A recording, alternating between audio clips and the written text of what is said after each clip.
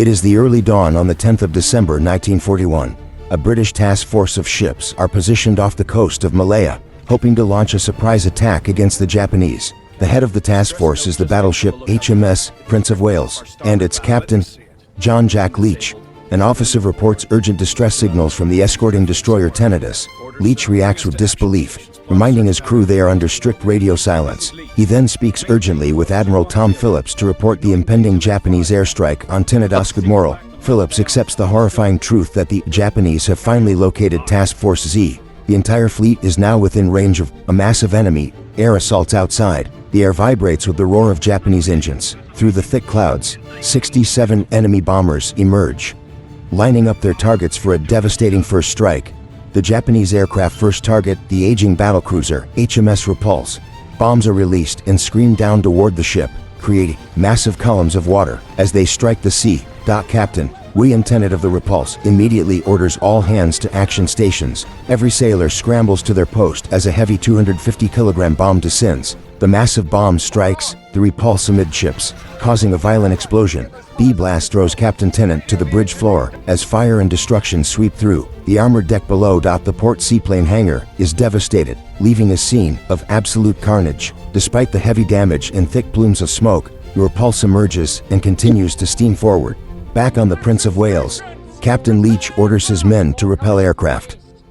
On the bridge, Admiral Phillips watches through binoculars as even more shapes emerge from the clouds. The radar shows 67 Japanese bombers approaching.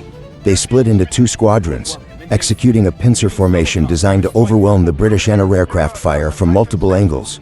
From 8 miles away, the enemy planes begin their terrifying dive. Admiral Phillips hardens his resolve and broadcasts an order for all ships to increase their speed to 25 knots. An officer reports that the incoming aircraft appear to be carrying torpedoes. Phillips is skeptical, as no such land-based torpedo bombers were expected to be operating in this region. Phillips observes the enemy formation through his binoculars with growing alarm. The Japanese planes continue to lose altitude, disappearing into low clouds before reappearing off the ship's port bow.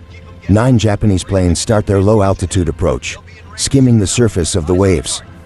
In the cockpits, the pilots see the massive British battleships in the distance and prepare their attack. The British anti-aircraft guns flash as they open fire one by one. Tracers arc through the sky toward the black dots of the approaching enemy aircraft in a desperate defense. After 12 salvos, the gunners switch to barrage fire. They hurl a curtain of bursting shells into the air, creating a flak barrier to force the planes into dropping early. The Japanese pilots bravely push through the wall of explosions.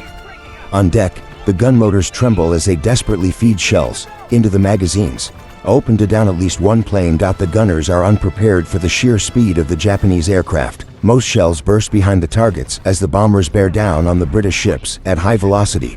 The Japanese pilots finally reach their release point. They drop their torpedoes into the ocean. Captain Leach barks an order for a hard turn to port to evade the incoming tracks. The Japanese torpedo strikes the Prince of Wales on its port side. With a thunderous roar, a massive geyser of white water and black smoke erupts, signaling the beginning of a catastrophic disaster for the flagship. Below the waterline, the explosion tears a massive hole in the steel hull. Seawater rushes into the engine rooms with terrifying force, instantly drowning the machinery and trapping the sailors in a cold, watery grave. The flagship begins to list heavily to the port side as the flooding becomes uncontrollable. Captain Leach struggles to maintain balance on the bridge while looking at his tilted instruments in total disbelief. A secondary internal explosion rips through the electrical conduits, plunging the lower decks into darkness. The ship's primary steering gear fails, leaving the massive fortress vulnerable and spinning out of control in the sea, while the Prince of Wales struggles. Another wave of Japanese torpedo bombers approaches. They fly dangerously low, their shadows dancing over the waves as they line up for a lethal strike against the Repulse. Captain Tennant on the Repulse watchers the approaching bombers with eagle eyes. He calculates the torpedo trajectories, shouting precise orders to his helmsman to swing the ship's massive bow away from danger. The Repulse performs a spectacular dance of survival. Torpedoes hiss past the hull, missing by mere yards, as Tennant successfully dodges 19 consecutive cacks in a brilliant display of naval seamanship. Frustrated by the Repulse's agility, the Japanese pilots coordinate a synchronized pincer attack. They drop their lethal cargo from both sides simultaneously, leaving Captain Tennant with no room left to maneuver. A single torpedo finally finds its mark on the repulse's side. The ship shudders violently as the blast rips through the hull, slowing the great battlecruiser and making it an easy target for more strikes. Seeing the repulse wounded, 4 more Japanese bombers dive in for the kill. They release their torpedoes in quick succession, creating a lethal grid of underwater missiles, heading straight for the doomed British ship. Sailors on the repulse fire their Lewis guns at the low-flying planes in a desperate attempt to defend themselves. The air is thick with tracer fire and the smell of cordite as the end draws near. 3 more torpedoes slam into the repulse, sealing its fate. The ship groans as its internal structure collapses, and Captain Tennant realizes that his beloved vessel cannot be saved from the depths of the sea. With the repulse listing nearly 45 degrees, Captain Tennant calmly gives the final order to abandon ship. He urges his men to jump clear, hoping to save as many lives as possible before the end. The HMS Repulse rolls over completely, its red-painted keel exposed to the sun for one final moment. Within minutes, the great ship disappears beneath the waves, taking hundreds of brave British sailors with it. Now, only the crippled Prince of Wales remains, trapped in its slow, circular path and unable to steer. The flagship faces the full might of the remaining Japanese bombers alone in the vast, open ocean. A final group of high-altitude bombers aligns with the Prince of Wales. From 3,000 feet, they release a deadly rain of armor-piercing bombs, aiming to finish the job they started at dawn. The bombs strike the Prince of Wales with devastating precision. One massive explosion rips through the aft deck, turning the once mighty flagship into a burning wreck of twisted steel and dying hope. Admiral Phillips and Captain Leach stand on the bridge. Surrounded by smoke and the sounds of chaos, they exchange a final salute, choosing to go down with their ship as the flooding reaches the bridge. The Prince of Wales slowly slips beneath the surface of the South China Sea.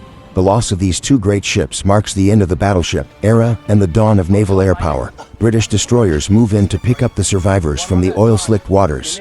Hundreds of sailors watch from the life rafts, exhausted and haunted by the terrifying power of the Japanese air assault. Just as the Prince of Wales vanishes, the long-awaited Brewster Buffaloes of the Royal Air Force finally arrive. They soar over the graveyard of the British fleet, finding only oil and survivors. The Japanese air crews, victorious and low on fuel, turn their aircraft back toward their bases in Indochina. They maintain a tight formation, leaving behind the destruction of the British naval power. On the destroyer HMS Express, the crew works feverishly to pull oil-covered men from the burning sea. Every second is vital as the threat of further Japanese air attacks remains a terrifying possibility. Covered in thick, black fuel oil, the survivors sit in stunned silence on the deck of the destroyers. They watch the spot where their mighty ships once stood, now only marked by bubbles. The news of the disaster reaches London, and Prime Minister Winston Churchill. The loss of the Prince of Wales and repulse sends a shockwave through the Admiralty, shattering the myth of battleship supremacy. Churchill later recalls that in all the war, he never received a more direct shock. The British Empire's naval power in the Far East has been effectively neutralized in a single bloody afternoon. The Japanese success was driven by the Mitsubishi G3M Nell and G4M Betty bomber. These land-based aircraft proved that they could strike with deadly precision far out at sea, beyond any previous expectations. At the heart of the Japanese victory was the Type 91 aerial torpedo, specially designed for shallow waters. Its wooden fins allowed it to stabilize quickly and run straight toward the thickest British armor. The British anti-aircraft defense, once thought impenetrable, failed miserably. The heavy pom-pom guns struggled to track the high-speed Japanese aircraft as they executed their low-level attacks with terrifying, synchronized efficiency. Admiral Phillips' decision to maintain radio silence has been heavily criticized. By the time he requested air support, it was too late to save his fleet from the relentless waves of Japanese bombers. This battle changed naval warfare forever. It proved that even the most heavily armored battleships were defenseless against coordinated air power, marking the beginning of the aircraft carrier as the new king.